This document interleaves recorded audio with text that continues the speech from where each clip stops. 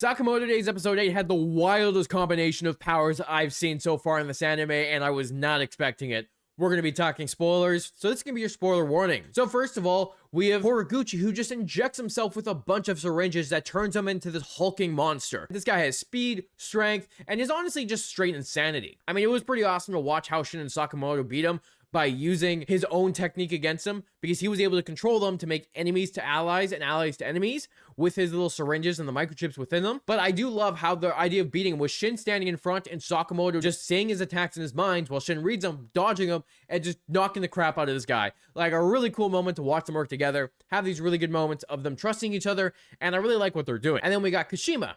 And this dude, I was looking at him, I thought he was really suspicious that he had stitches all over his body. But instead of what I was thinking, where he was just injured a bunch, the dude literally could take off his arms and there's weapons underneath. He's got blades, he's got a gun, and then a goddamn laser beam comes out of his mouth. It's literally insanity. He's like a living cyborg. However, it was a pretty cool fight to watch how strong he was, but also to see how strong the Order was as they took out his men without a problem.